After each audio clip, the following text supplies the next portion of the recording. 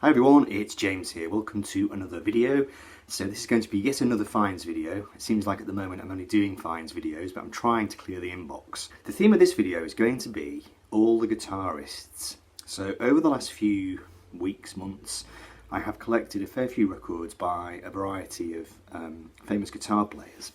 Now, the first one I'm going to show, I should really have shown it in my previous basic pop rock finds videos, because even though this guy is a guitarist, this record is not particularly a guitar album. It came out in 1991 and it's the album The Apprentice by John Martin. Now obviously John Martin, when he first burst onto the scene in the early 70s, you know, he was a folk guitarist, very accomplished, and then he went on to become a really amazing electric guitarist later in the 70s, but then he got into the 80s and things started to go a bit more keyboardy, and in the early 90s that was still the trajectory he was on. In a recent-ish instalment of the Sunday evening show that I do, I showed an album called Cool Tide, which John put out in, I think it was 91, and that was the first album by him that I'd ever heard, and I loved it. I still love it to this day. Now this one came out the previous year, 1990, and it's already showing hints of the kind of sound that he would have on Cool Tide, where he definitely moved into the arena of digital technology. So for example, the Roland D50, which is quite a well-known synthesizer. I actually have one myself, very recognisable, and John really went for it. You know, in terms of the digital side of things, he clearly enjoyed that, and I think it really works for him. I think some of the 80s stuff he did now sounds quite dated. The early 90s stuff, it still sounds dated, but it doesn't sound dated in a bad way. It has a certain charm to it, and the songs on this record are really excellent. I was really quite taken aback actually as to how good they are. The first track, Live on Love, or Live on Love, great track, really good, catchy kind of pop soul song, more of a soul vibe coming through on this record. You know, John, in his day, he kind of started out as a folk artist, and then he went a bit jazz really, and then he kind of, you know, got into all kinds of weird and wonderful musical dialects, shall we say, musical languages. But by the time he got into the 90s, he was working in what you might call a kind of soul pop idiom.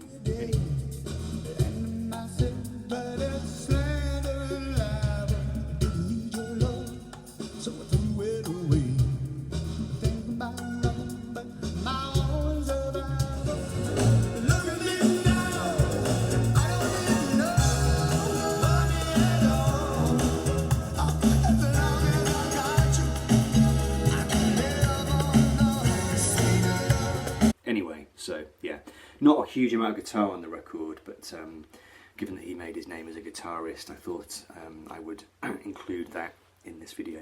So all the other records are very clearly guitarist records. This first one is a record that I've seen around so many times, and I consider this artist to be a bit of a slippery slope, which is why I'd never picked it up.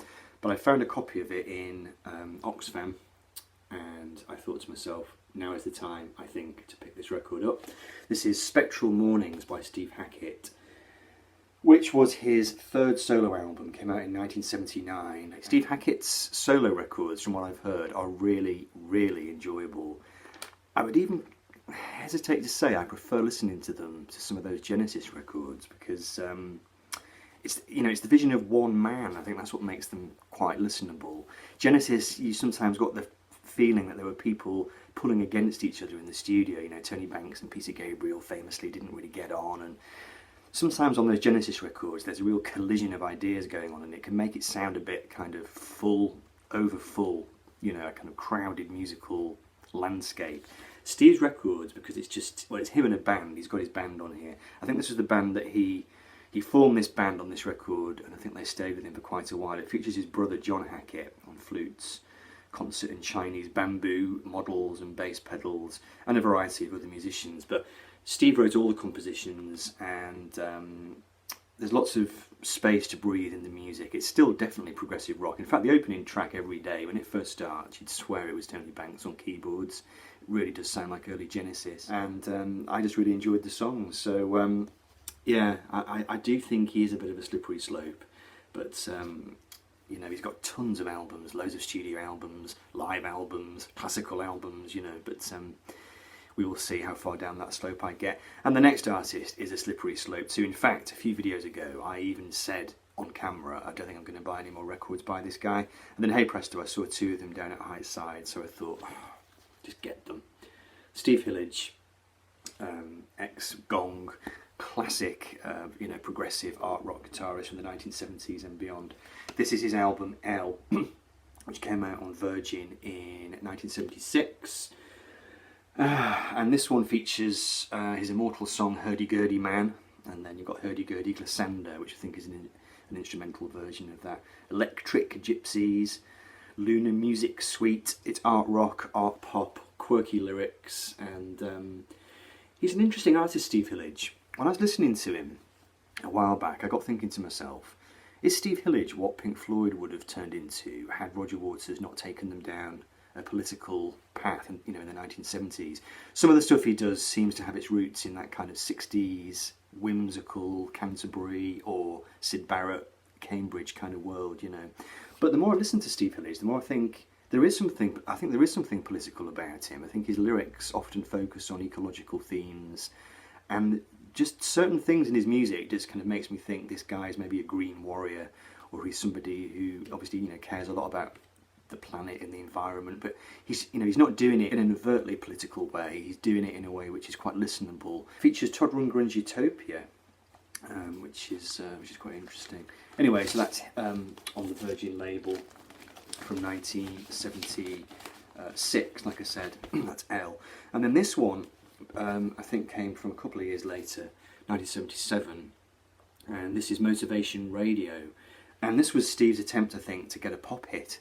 The songs are much kind of shorter, much more concise. They sound much more focused, quite tuneful, and again, just a really nice sort of upbeat vibe on this record. Both these records contain Steve's trademark sound, which is this kind of very fluid, burbling, gurgling kind of guitar sound with sequencers and you know, all kinds of arpeggiators and things. Very forward-looking musician. I used to see him live back in my Ravy Davy gravy days. He used to come and play at a place called the Chaplaincy Centre in Chapeltown in Leeds, and this was a kind of rave scene really. Steve used to appear because of course he was involved in the kind of System 7 thing, but he used to turn up and just do gigs fairly anonymously, you know, kind of techno, trance type gigs. Clearly a man very ahead of his time and with a singular vision, so I was pleased that I did pick up those records. Like I said, I sort of decided I wasn't going to get too much more into Hillage, but I did enjoy those. And this is Terje Reptile, the Norwegian guitarist, whose name really I became aware of thanks to Jeff at Calico Silver, who's made lots of videos about him.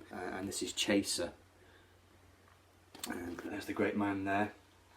And this record kind of made me smile really, because it's Reptile more in a kind of pop idiom. In fact, the next record I'm going to show is even more that way. It's kind of heading into I don't know, like fusion pop rock kind of territory. He's got this slightly distorted sound on the guitar, which sounds, you know, it sounds occasionally not too far away from something that you might hear on a Steve Vai record. And but also the influence that really comes through on this record actually is Hank Marvin, who I think was an influence on Reptile in his earlier career. Very enjoyable record. It's got quite a bit of bluesy stuff on it, but blues played in a very particular kind of ECM style. This one came out in 85, and I'm guessing this one is a little bit later than that, 89 this one. It really sounds like a 1989 record. This is the singles collection, which was, I think, is meant to be an ironic title really, because I don't think Terje Reptile had too many, you know, hits, greatest hits. But this one, like I said, it's got 1989 written all over it. A lot of the sounds remind me of the keyboard sounds and the general vibe of technology on A Momentary Lapse of Reason by Pink Floyd. I would wager that he was using a lot of the same keyboards. And very interesting sleeve notes on this one, you know, liner notes talking about how he was connecting back to his youth really, because he started out working more in a kind of pop rock vein. You know, he had a band in his youth, and they were more, you know, pop orientated. But then he got further into, you know, ECM style music and left that behind him to an extent, although my understanding is that he kept revisiting that over the years. But this record definitely sees him connecting back to some kind of pop sounds. Like I said, it's got more of that kind of Steve Vai type guitar, some quite memorable melodies, but he really mashes things up on this record. There's one track, I think it's the start of side 2, I think it's the track UNI, I think it's called, where he's mashing together all kinds of things. There's this passage where it's all quite jazz funk and, you know, bits of metal coming in, but then there's also this, it sounds like somebody trying to play a piano concerto superimposed over the top, you know, all kinds of weird and wonderful mixtures of music. And like I said, I'm very partial to that late 1980s digital sound, you know, going back to that John Martin record that I showed at the start, very similar kind of vibe. And the final one I'll show, this is one I've really been enjoying, and I found this in Oxfam, and this is a guitarist. I've never really listened to his music before, but I was aware of him, and this one is John Scofield, who had, or has had, a very long and varied career. He played with Miles Davis. He's on one of the 80s Miles Davis records. Might be You're Under Arrest, I could be wrong. But again, this record has got an 80s vibe to it. This one came out in 85, but it's got some really nice memorable themes on it, some really attractive melodies, quite funky in places. The track The Rule of Thumb on side 2 has got a bit of funk to it. Good band, Daryl Jones on bass, Omar Hakim on drums, and electric percussion.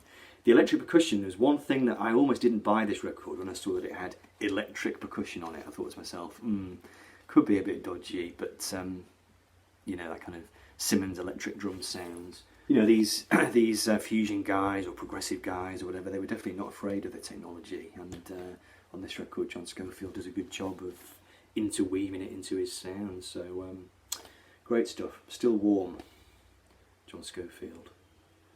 So that's it, that clears the deck of the Guitarist records. Now there's one more set of records to come, and that is my fusion finds, so I'll do that next, get that uploaded, and then I will have cleared the deck, unless I buy more records, which is a distinct possibility. Alright, take care folks, thanks for watching, see you soon, bye.